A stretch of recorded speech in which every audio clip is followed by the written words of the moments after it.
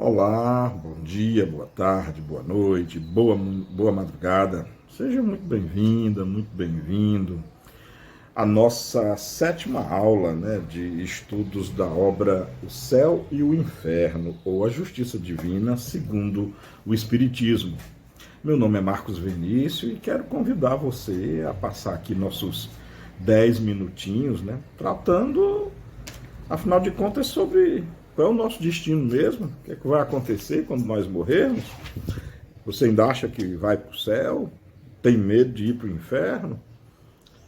Ou você acha que vai para o purgatório? O limbo, pelo menos, como já vimos, foi abolido. O que nos resta são essas três opções. Ou, claro, você já deve ter entendido que, olha, tudo está aqui dentro, ou de forma mais clara, tudo é naquilo que você acredita, é onde a sua consciência lhe levar.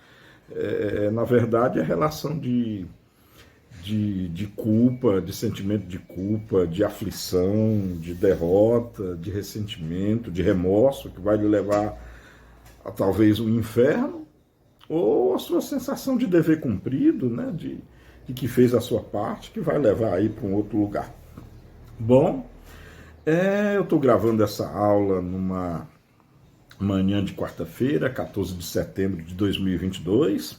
Sempre gosto aqui de pontuar no tempo e no espaço. E hoje nós vamos falar sobre, dando continuidade, aqui na obra O Céu e o Inferno, nós vamos falar hoje sobre Nós estamos na primeira parte do livro, estamos no capítulo 4, e hoje nós veremos o item Quadro do Inferno Pagão. Quadro do Inferno Pagão. O que é o Inferno Pagão? E por que isso é importante? Dar uma estudada, dar uma verificada, mesmo nos dias de hoje. Pelo simples fato, mitologia. Olha, talvez nenhum de nós tenha ideia suficiente do que a mitologia, ou como a mitologia impacta nas nossas vidas, tá? Nas nossas crenças, na nossa forma de ver as coisas. Olha, muitos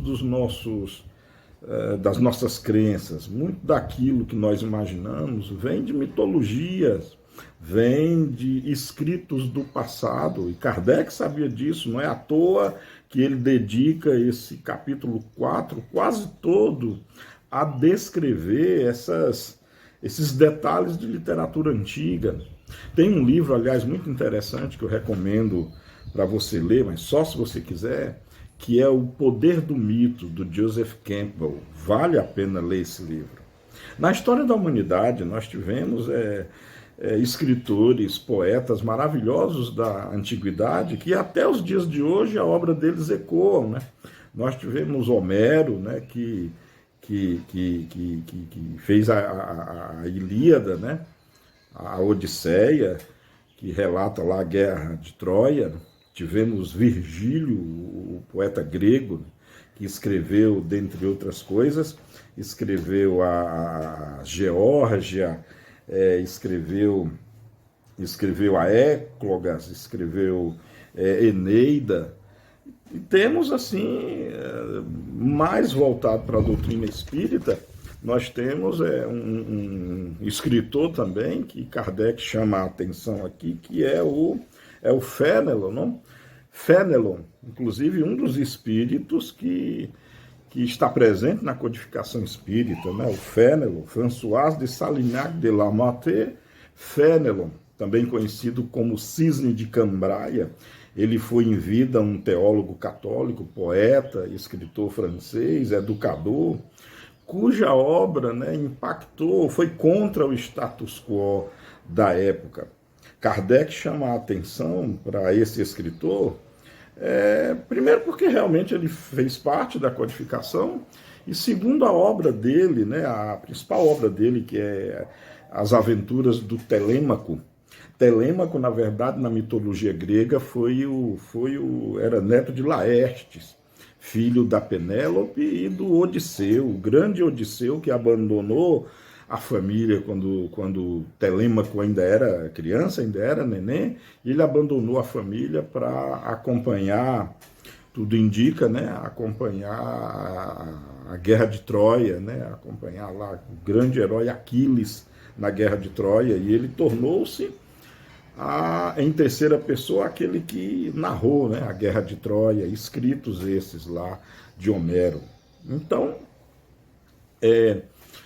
o Fénelon, o escritor Fénelon, aproveita toda essa simbologia. Observe que ele escreveu, entre outras coisas, né, explicação das máximas dos santos, escreveu fábulas e diálogo dos mortos. Observe que mesmo em vida, Fénelon já flertava, mesmo como padre, já flertava esse ambiente com os espíritos, digamos assim. Aqui no livro do Céu e Inferno, né, no livro O Céu e Inferno, Kardec se justifica por escolher Fénelon e não Homero e não Virgílio, por exemplo, porque Fénelon ele detalha de maneira mais rica aquilo que seria o inferno, né, o inferno pagão.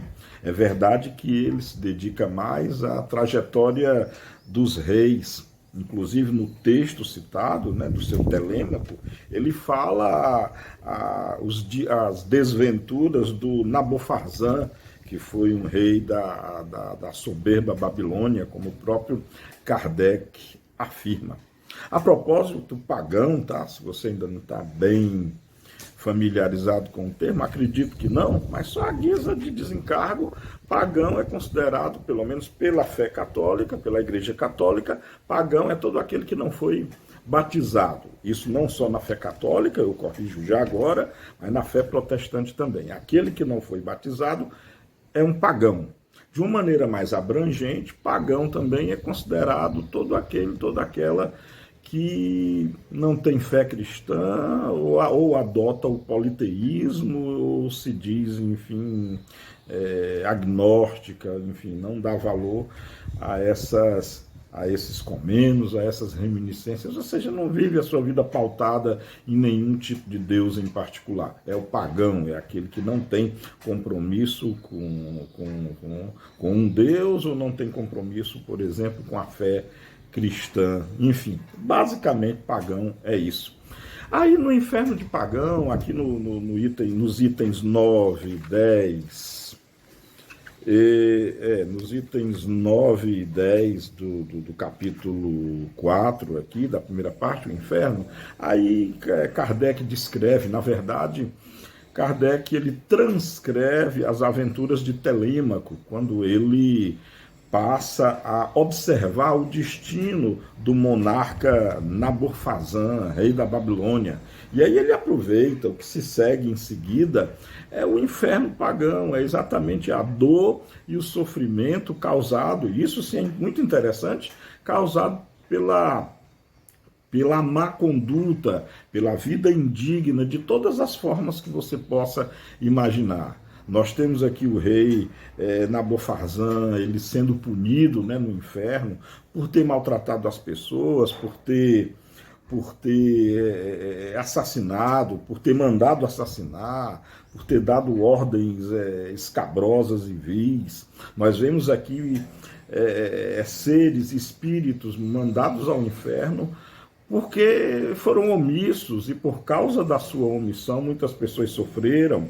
Temos aqui espíritos que foram enviados ao inferno pela preguiça, pela inércia, por simplesmente não fazerem nada. E quando não se faz nada, e aí você perde a oportunidade de fazer o bem, certamente você incorre em erro também. Então você tem toda a dor e sofrimento no inferno, tem toda aquela simbologia de caldeira, de sofrimento, mas é interessante. Fica aí para as nossas reflexões. Tudo é causado pelo remorso, tudo é causado pela aquela dor na consciência de ter feito algo errado, pela dor na consciência de realmente ter cometido o erro de ou real, ou na verdade, factual de ter cometido algum crime, de ter, por exemplo, se entregado aos prazeres, né? Quer seja da gula, quer seja do sexo, da sensualidade, o uso exacerbado do poder, né? Tudo isso que causa dano à alma, porque toda vez que você, através do egoísmo, né, junto com o orgulho, vive uma vida com o único objetivo de si mesmo, ou de si mesma, e de não fazer nada em relação ao próximo, ou o que é pior ainda, de prejudicar o próximo, você incorre, ou você submerge no inferno consciencial, que aí lhe leva a pavores. E aí Fénelon, no seu Aventuras de Telêmaco, descreve todas as nuances. Eu confio, aliás, eu não deixe de ler o livro, tá, O Céu, o Inferno ou a Justiça Divina. Leia esse item, Quadro do Inferno Pagão, itens 9 e 10, e aí você tem toda a descrição em pormenor, em detalhes, em minúcias do que seria esse, do que vivenciaria esses seres atormentados pela própria consciência. Aqui, no caso, Nabofazan, rei da Babilônia, usado como exemplo, mas como símbolo daquilo que pode acontecer com todos os pagãos, tá bom? É isso, é claro que eu não vou aqui ficar fazendo a leitura, o canal não é para leitura, o canal é para abordagem de temas para que possamos refletir, tá legal? Deixa aí seu comentário. Era essa a aula de hoje, né? Espero que você tenha gostado, comente aí, não deixe de estudar o livro, porque é muito importante, temos muito a falar a respeito, tá bom? Bom, amemos como Jesus nos amou, essa é a senha, esse é o caminho, tá bom? Beijo no coração e até a próxima aula.